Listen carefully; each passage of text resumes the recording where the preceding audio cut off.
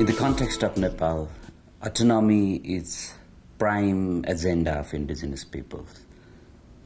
First, it is important from emancipation of caste-based discrimination, which is equivalent to colonization, as suffered indigenous peoples for 250 years.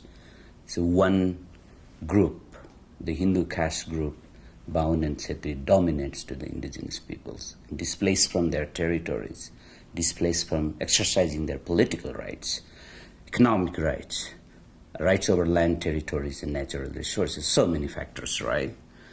And then second one, it is very important for them to govern themselves, to exercise political rights, and to exercise equal power and equal resources. And it is also a remedial option or remedial measures from the past historical discriminations, and build a very good and bright future for them. They're not demanding cessation, right? That has to be taken into account. So they are demanding for a kind of state where they can exercise or live as a sovereign people. They can survive with dignity, with equal right. That's why this is prime agenda.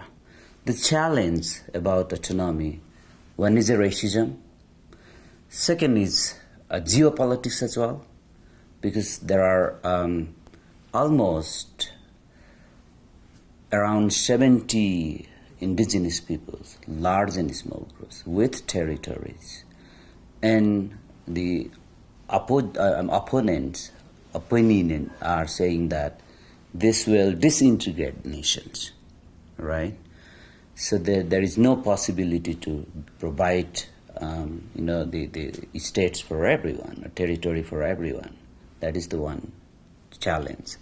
How to convince or how to clarify these kinds of allegations. Second one, geopolitics, is the dominant groups who are in the politics, who are in the government, they often use the China card or Indian card, saying that this will have an impact to neighboring state. So there are some serious issues. But what indigenous people are saying that this is our internal affairs. So we don't have to we have a very good relation with our neighbors, nothing to do with the neighbors, right? So that's why that has to be clarified. That's the second challenge. Third challenge is indigenous people themselves. They should have a clear understanding of what they are saying, right? And then a fourth one is interaction with the neighbors also. We have to we have to have a confidence from our neighbors as well, other groups as well, right? Because we cannot go beyond the human rights norms. That's the another challenge. But what are the opportunities?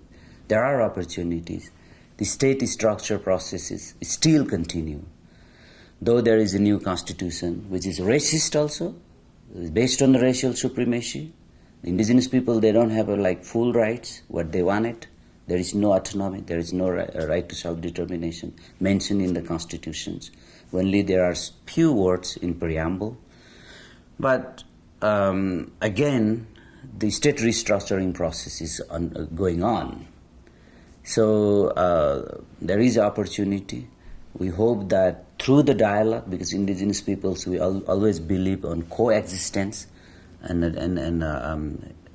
dialogue and respect to the others also, and indigenism, so everyone can live with a happy. So from that,